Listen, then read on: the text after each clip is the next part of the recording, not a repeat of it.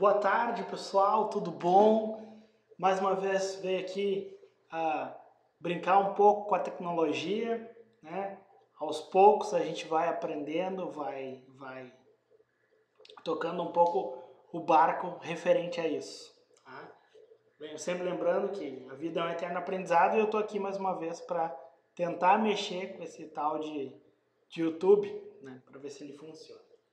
Bom, gente, o objetivo de hoje é a gente trabalhar um pouquinho, revisar um pouquinho sobre a Baixa Idade Média e, como diz ali no PowerPoint, falar um pouquinho mais sobre o Renascimento, tá?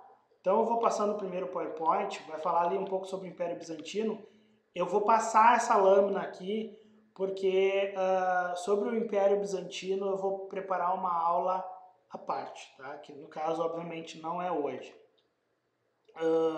Então vamos direto às questões mais relativas à Baixa Idade Média no que a gente fala em provas de Enem e de vestibular. Então uma das características da Baixa Idade Média é a decadência do feudalismo. O que é essa decadência do feudalismo, né? Durante a Alta Idade Média, nós temos ali o modo de produção feudal como algo importante dentro deste período, dentro desse contexto, relembrando as características do feudalismo, né?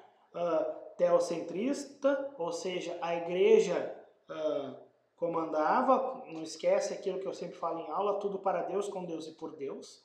Grandes extensões de terra, onde nessa estrutura tu tem lá na pirâmide social em cima a elite. O que é a elite? A elite é um determinado número de pessoas que tem um determinado privilégio, né? Um grupo reduzido de pessoas que tem aí então um determinado privilégio. Isso aí é o feudalismo. Então, clero, nobreza e servos. Os servos é a base da pirâmide, é o que sustenta o clero e é o que sustenta aliás, é o que sustenta a nobreza e é o que sustenta o clero, se a gente fosse imaginar assim rapidamente uma pirâmide social, né?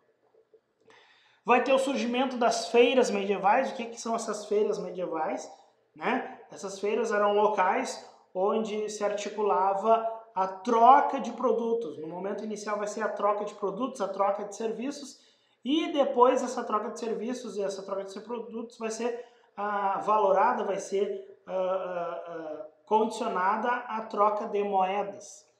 E essa troca de moedas vai influenciar no surgimento dos cambistas. O que são os cambistas, né? Para a Idade Média, cambista é responsável por fazer o câmbio. É o cara que padronizava os pesos e medidas. Por exemplo, um saco de milho em um determinado feudo valia 20 moedas de ouro. Em outro feudo valia 30 moedas de ouro. Só que qual era o peso dessas moedas, né? Então entra nesse processo a unificação de pesos e medidas. Então, por exemplo, hoje tu sabe que 1 quilo equivale a 1000 gramas. Hoje tu sabe que 1 metro tem 6 centímetros. Então, para que se padroniza esse peso e essas medidas? Para que seja justo tanto para o vendedor do norte da Europa quanto para o vendedor do leste da Europa. E aí depois, pensando numa situação mais macroeconômica, para valer o mesmo peso e medida para quem trabalha aqui no Brasil, para com quem trabalha lá na China, em qualquer outro lugar do mundo, tá? Então, a figura do cambista vai ser muito importante nesse contexto. E não está aqui no PowerPoint, mas a gente pode conversar também um pouquinho sobre a figura do surgimento do banqueiro, né? O banqueiro vai vir na carona desse cambista, certo? Enquanto o cambista está padronizando o peso e a medida, o banqueiro está guardando o dinheiro, né? Vamos dizer assim, dessa burguesia que começa a se iniciar no final da Idade Média e início da Idade Moderna. Lembra? A burguesia, aquele que mora no burgo, lugar fortificado, né? Onde precisa guardar as riquezas dos meios de produção, certo? Então os banqueiros vão vir nessa carona também. E os banqueiros vão ser aqueles caras que, via de regra, não são cristãos, são de outras religiões, principalmente aí, judeus, né? Porque o lucro era proibido pela Igreja Católica naquela época, o lucro exacerbado. Então, quem trabalhava com essa parte do lucro, da economia, da visualização de ganhar algo potencialmente em cima de uma mão de obra, ou de um trabalho, ou de um investimento financeiro, eram pessoas que não eram ligadas à religião católica. Por exemplo, judeus, que foram muito perseguidos ao longo de toda a sua história, também aí na Idade Média também vão ser perseguidos, porque vão ser aqueles caras que vão contra aquilo que a ideologia do momento pregava, que era tudo para Deus, com Deus e por Deus, certo? Então, nesse sentido, então, temos decadência do feudalismo, o surgimento das feiras, a figura do cambista, e aí, como eu disse, não coloquei ali o surgimento dos banqueiros, que vão emprestar dinheiros a juros e assim por diante. Tem também ali a corporação de ofício, né? Deixa eu ver se tem ali, ó. Corporação de ofício ou guilda, como é que ela funcionava, certo? A corporação de ofício ou guilda, ela funcionava nos seguintes termos. Ela regulava a qualidade, o tamanho e o preço do produto. Como é que funcionava? Supondo que Paris, né, ou Porto Alegre, né, embora Porto Alegre não estava nesse contexto medieval, mas supondo que Porto Alegre fosse uma cidade medieval. E ali se criava a corporação de ofício dos sapateiros de Porto Alegre. Só podia ter essa única corporação de ofício. Então, se quisesse comprar sapato em Porto Alegre, só podia comprar naquele lugar. Então, ela regulava a concorrência. Numa corporação de ofício de sapateiro, não poderia ter outra corporação de ofício do mesmo produto na mesma cidade. Então, por exemplo, se eu me formasse mestre de ofício, eu tinha que ir para outra cidade para abrir a minha corporação, se assim eu o quisesse, certo? Então é assim que funciona a ideia da corporação de ofício. É regular a qualidade, né, do produto, e aí a qualidade a gente não precisa, digamos assim, teorizar muito, né, porque a qualidade é aquilo que a gente entende por algo, com um produto que tenha um perfil, certo? O tamanho, via de regra, o tamanho era igual para todo mundo. Geralmente o tamanho do sapato era o tamanho do pé do rei. Então, quem não tinha o tamanho do pé do rei sofria com a folga do sapato ou com um sapato mais apertado no seu pé. E o preço também era regulado por essa corporação de ofício, certo? Então, sempre lembrando que a corporação de ofício é uma escola de aprendizado de algum ofício. E como está ali sublinhado no último item, onde o cursor do mouse está passando ali, o lucro era visto como algo pecaminoso, ou seja, a corporação de ofício não era feita para ter lucro, não é que nem uma indústria onde tu reúne os sapateiros de toda a região e tu ensina eles a confeccionar um sapato para sair vendendo em larga escala. Não, a corporação de ofício ela estava atrelada, via de regra, à igreja e, sobretudo, com a ideia de te criar para algum trabalho. Ao final da corporação de ofício, tu saía mestre de ofício. Como é que tu entrava numa corporação de ofício? Tu fazia uma prova, um teste, advindo de um convite, primeiramente, né? Tu não se tornava o sapateiro que tu queria, tu era convidado, tu fazia uma prova e tu passava. Se tu passava, aí tu passava por todos os estamentos lá da corporação de ofício, a ponto de tu chegar no último estágio, de tu confeccionar a tua obra-prima. E aí tu te tornava um mestre de ofício, certo? Algo muito similar à corporação de ofício hoje em dia a gente pode teorizar como a maçonaria ou como o exército, que são entidades que são permeadas de hierarquia regimental. Bom, por idos do século XIII, XIV, durante a Idade Média, tu vai ter ali a crise de retração. O que é a crise de retração? É quando tu vai ter uma população muito grande que morava no meio rural indo para as cidades novamente. Ou seja, é nesse momento que tu vai ter o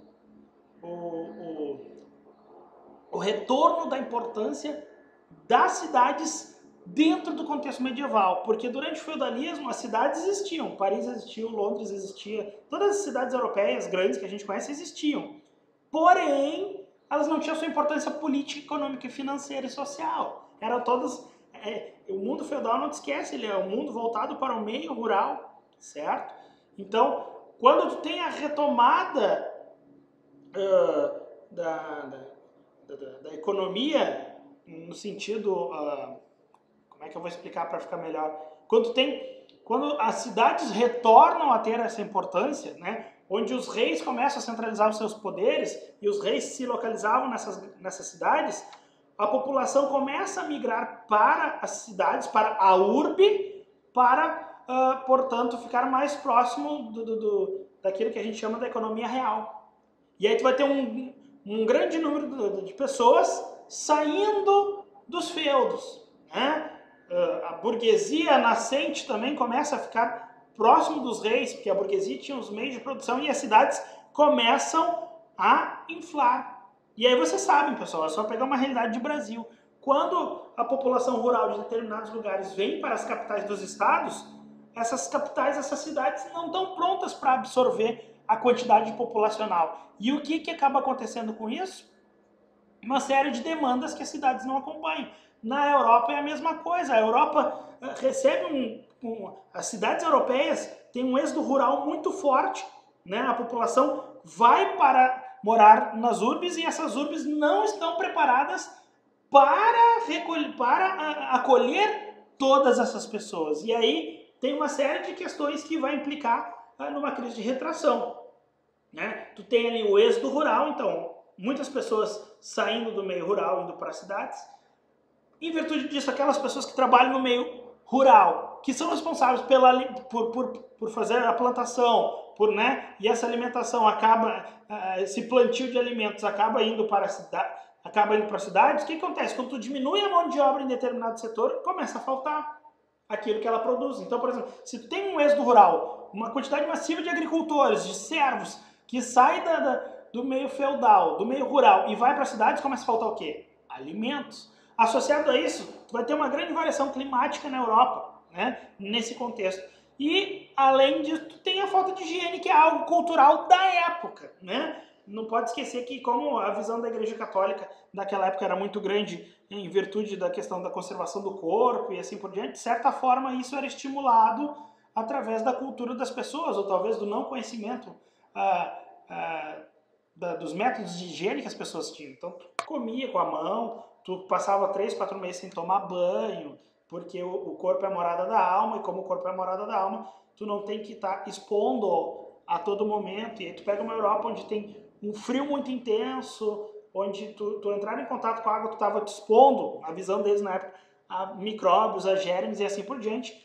E quando justamente a gente sabe que isso é bem ao contrário nos dias de hoje. Quanto mais tu te higienizar, melhor é para o teu corpo. Tanto é que uma das primeiras coisas que os médicos falavam quando estourou o coronavírus é: lavem as mãos, se higienizem. Na Europa do século XIII, XIV, a visão era contrária, mas também o conhecimento era diminuído também naquela época.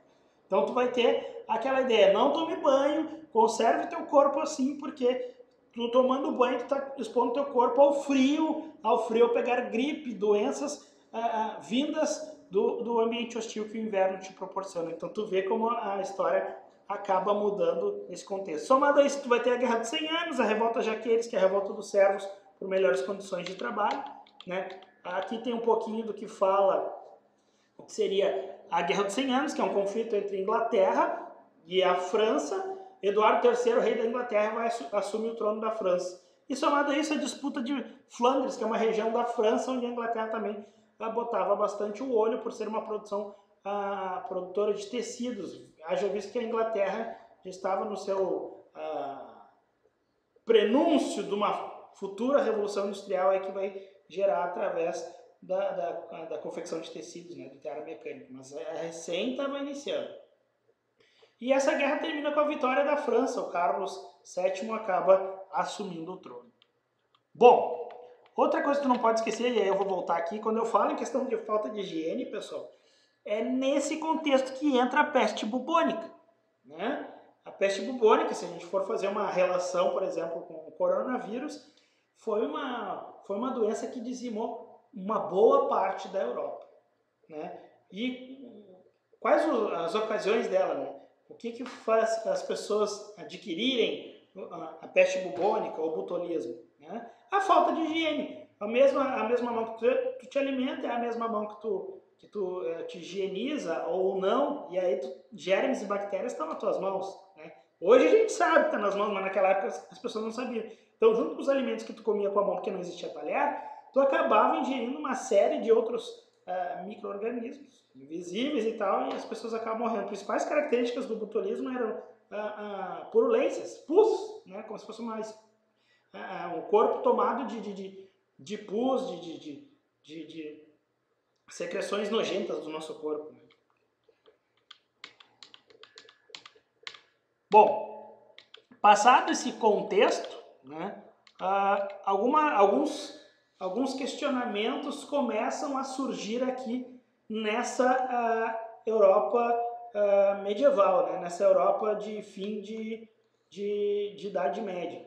E esse contexto, né, onde as pessoas, tu vai ter um número muito grande de mortalidade, né, as cidades sem planejamento para absorver toda essa população que vinha do meio rural para perto das cortes, para perto das cidades.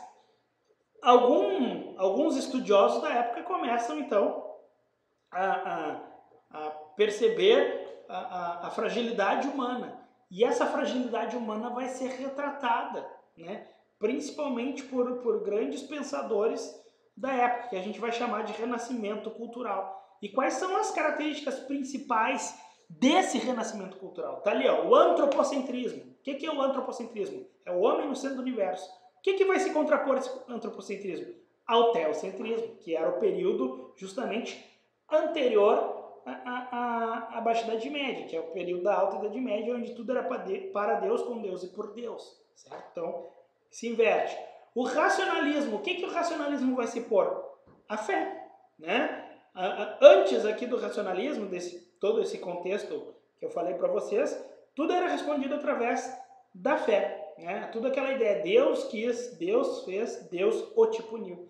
Agora não, agora tu começa a pensar, né, a ideia do racionalismo, o uso da razão, tu articular o pensamento e através do articular o pensamento tu aflorar a ciência e mostrar através da ciência algumas hipóteses para alguns acontecimentos. Então, por exemplo, é nesse contexto que vai ser criado alguns modos de profilaxia, ou seja, de combate à peste bubônica, entre elas o ato de se higienizar, o uso dos talheres, que começa aos poucos a ser introjetado aí, e assim por diante.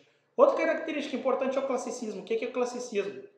Inspiração retomada na Grécia e na Roma antiga. Inclusive, esses pensadores, eles cultuavam tanto a Grécia e a Roma antiga que alguns deles, inclusive, chegavam a se vestir como se fosse um grego ou um romano. Né?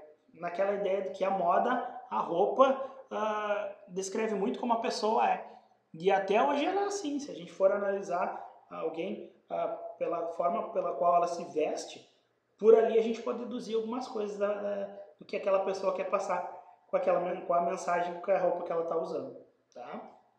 Bom, individualismo. O que é o individualismo, pessoal? O nome já diz. Né? Individual, ser humano, uma pessoa só, certo?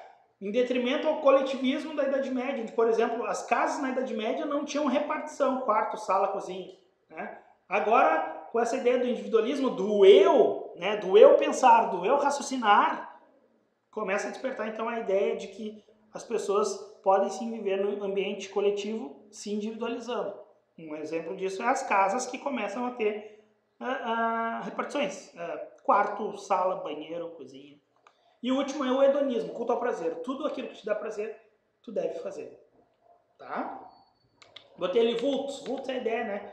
De pensadores, articuladores daquela época. Então tu tem ali, por exemplo, o Leonardo da Vinci, o Michelangelo, né? O Donatello, o Rafael Sanzio. Claro que o expoente maior desses caras aqui é o Leonardo da Vinci. E aí vocês vão perguntar, todos eles são da Itália, ali norte da Itália, Gênova e Veneza. Por que surge ali o Renascimento? Pessoal, não te esquece, onde está o dinheiro, vai estar a cultura e vai estar a ciência.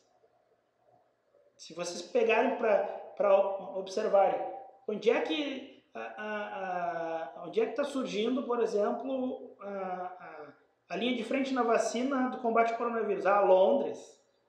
Inglaterra, cultura, dinheiro, conhecimento.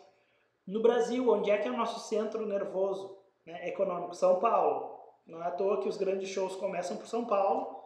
Não é à toa que as grandes pesquisas, os grandes pensadores brasileiros estão na região de São Paulo atual. Tu pode pegar aí, posso citar alguns para vocês, o Leandro Carnal, o filósofo o Luiz Pondé, quem mais aí? O Cortella, são filósofos que têm uma grande mídia pela internet, são professores, mas estão todos na região de São Paulo. Está a cultura, está o dinheiro, está o conhecimento. É a mesma coisa aqui, né?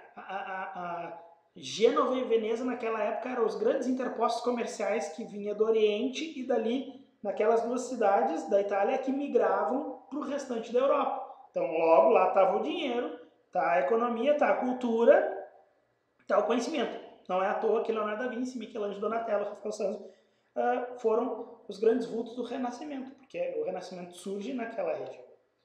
Tá? Em outros lugares, onde é que a gente pode encontrar? Em Portugal nós temos Camões e Gil Vicente, né? Gil Vicente é o fundador do teatro português. O Camões escreve aquela maravilhosa obra que talvez alguns de vocês já leram ou vão ter que ler futuramente, que é Os Lusíadas, que vai contar toda a epopeia dos navegadores portugueses para conquistar a América e assim por diante, né? Conquistar na linguagem deles, para nós é invasão, né? Os índios já estavam aqui. Cervantes, Dom Quixote de La Mancha, grande exponencial da cultura espanhola daquele mesmo momento. Tu vai ter o Erasmo de Roterdã, na Holanda. O Erasmo de Roterdã escreve um livro chamado Elogio da Loucura, e a síntese inicial do livro é que ele diz que vai elogiar todos os loucos, principalmente aqueles loucos que vão aos templos para rezar por um cara que está vestido com um pedaço de pão na mão. Não é à toa que o Erasmo de Roterdã vai ser perseguido logo pela Igreja Católica, porque quem são os loucos que vão aos templos? Os católicos. Olha a crítica que ele faz. E quem é o pão na mão? A hóstia. E quem é o louco que segura a hóstia? O padre, justamente o detentor do conhecimento. Então, o Gil Vicente vai entrar naquela lista de livros proibidos, que é o Index Librorum Prohibitorum, que é uma lista de livros proibidos que o Papa, naquela época, publicou no intuito de alertar a população europeia, a população católica, cristã, enfim, para não ler aquele tipo de livro, que eram livros considerados agressivos. Hoje está em tudo quanto é biblioteca, inclusive das universidades católicas pelo mundo afora. Né? Porque a Igreja Católica se remonta, se refez, se reestruturou em cima dessas coisas. Né? E por último ali o Shakespeare, né? Ser ou não ser, eis a questão. Né? Romeu e Julieta, né? Fé versus razão, isso está sempre caminhando ao longo das histórias do Shakespeare lá na Inglaterra. No restante das ciências, isso aqui é legal. No restante das ciências, tu tem ali Copérnico, Kepler, Galileu Galilei. Quem são esses caras? Esses caras é que vão difundir a teoria heliocêntrica. O que é teoria heliocêntrica? Que a Terra gira em torno... Aliás, vamos de novo. Que o Sol está parado no universo estático e que todos os planetas, inclusive a Terra, giram em torno do Sol. Isso é chamada teoria heliocêntrica. Né? Hélios, do grego, deu Sol. Qual é a teoria que esses caras derrubaram? A teoria geocêntrica, que a Terra era o centro do universo e todos os planetas, inclusive o Sol, giravam em torno da Terra. A briga que esses caras arrumaram com a igreja na época foi descomunal. Tem um quarto rapazinho aí chamado Giordano Bruno, né? Que também foi um dos caras que encampou essa ideia, e o Giordano Bruno morreu na fogueira, porque ele não quis revisar, certo? Ele não como é que a gente diz? Ele firmou a posição dele dizendo, não, eu estou certo, vocês estão errados. Então vocês imaginem, para a época que o pensamento concatenado da igreja era aquela, a Terra é o centro do universo. Né? Deus nos fez maior que todos, por isso que nós estamos no centro do universo, pensava a igreja católica, os sábios da igreja católica naquela época. Ao passo que esses três carinhas aqui então foram lá e derrubaram, e demonstraram, e essa é a teoria que vale até hoje, né? Que o Sol está no centro do universo e todos os planetas, inclusive a Terra, giram orbitadamente em torno deste Sol. O Servat, que é o segundo ali, né, esse carinha aqui, ele descobriu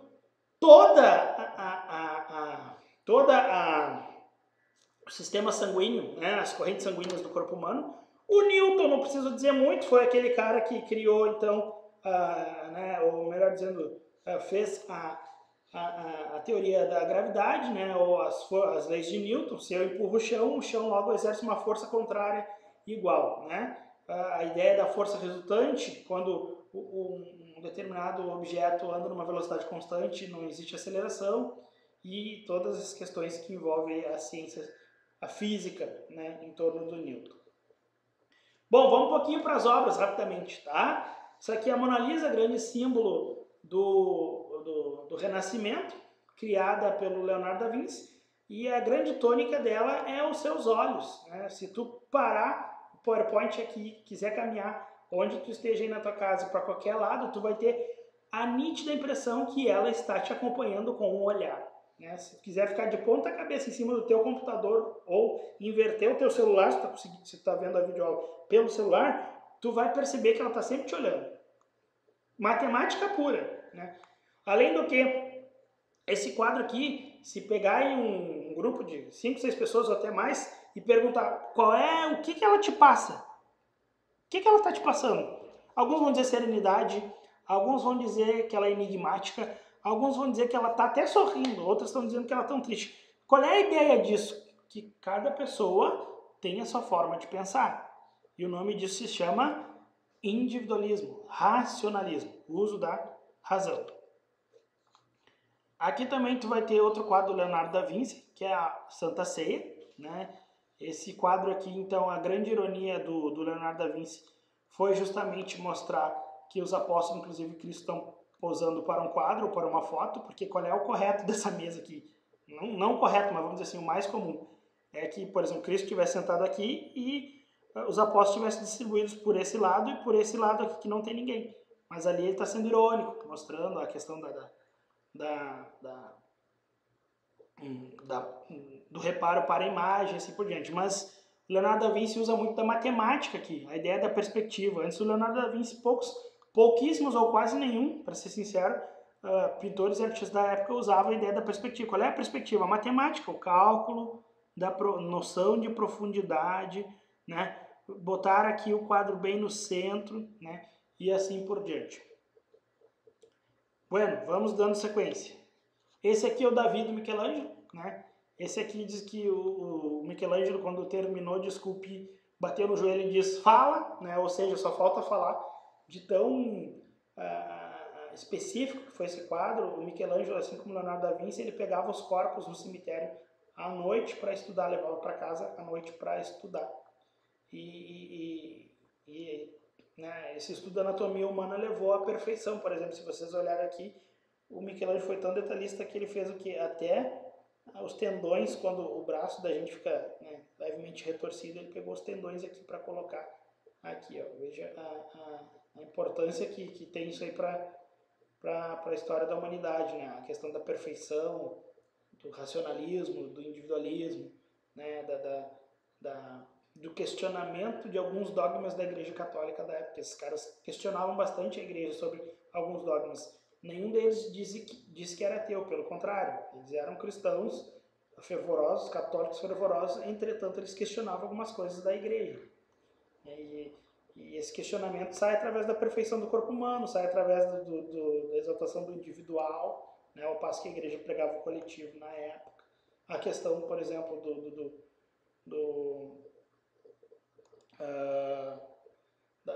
do Sol ser o centro do universo e não a Terra. Então, uma série de questionamentos bem fortes nesse sentido. Aqui, a Escola de Atenas, mais outro quadro desses caras que eu falei para vocês, dos italianos. Mais uma vez usando a perspectiva, mais uma vez a característica do classicismo, ou seja, a rememoração, né, exaltação da antiguidade greca-romana. Pode ver que eles estão usando vestuários, né, as pessoas que estão ali na pintura, né, na obra, estão usando roupas tipicamente greco-romanas. Mais uma vez o uso da matemática. Isso aqui é a mesma coisa que pegar um transferidor. Lembra que é o transferidor? Aquela régua que interpreta meia esfera, né, que a gente usa ali para calcular os graus. Olha quantos transferidores ele usou. Aqui também, aqui, né, aqui. Então é matemática pura. Aí o Donatello, uma estátua do Donatello, eu peguei o Donatello das Tartarugas Ninjas, afinal de contas, Leonardo, Michelangelo, Rafael Sanzio e Donatello são as Tartarugas Ninjas, né? Aqui a Capela Sistina para encerrar, né? Lembrando que a nossa ideia é fazer 30 minutinhos de videoaula, rápido, só para a gente não perder o foco. Capela Sistina, essa capela foi pintada por Michelangelo. Para pintar o teto dela, ele botou o andaime bem perto e ele pintou deitado. Diga-se de passagem, ele morreu algum tempo depois intoxicado da tinta, certo?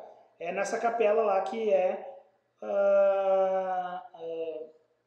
escolhido o Papa no conclave. Quem viu aquele filme Dois Papas, é bem retratada essa parte aqui, tá? Bem legal. Bom, seguindo, aqui é o a parte de cima do teto, olhando bem para o centro, e a parte do meio que está aqui é essa obra aqui, ó. Né? Deus querendo ajudar a humanidade, mas a humanidade reconhece que Deus existe, que está ali, mas tipo, não estou muito afim. Né? Ou seja, sociedade antropocêntrica, não mais teocêntrica. Deus está ali, está presente, mas agora é o momento do homem se exaltar, da humanidade se exaltar em relação a Deus. Aqui é a Pietà de Michelangelo também, outra obra que o Michelangelo estudou a fundo a fisiologia humana, para, por exemplo, botar um Cristo com o braço largado, extenuado pós-morte, mas ele grifou bem a musculatura de Cristo, né?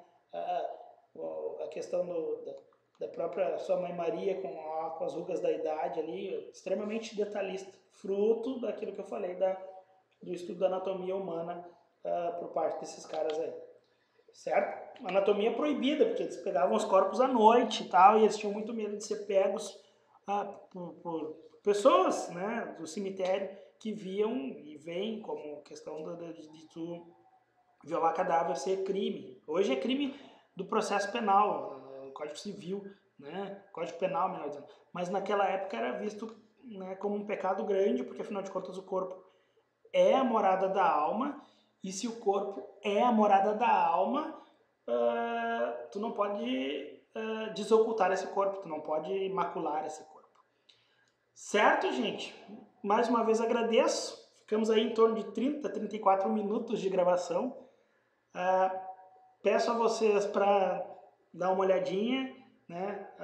Qualquer dúvida, estamos aí, podem conversar pelo YouTube, onde for, certo? Não vou pedir para curtir link, essas coisas, porque eu ainda não aprendi a mexer com essas porcarias todas, tá? Mas no mais era isso. Certo, povo? Até mais, então. Tchauzinho!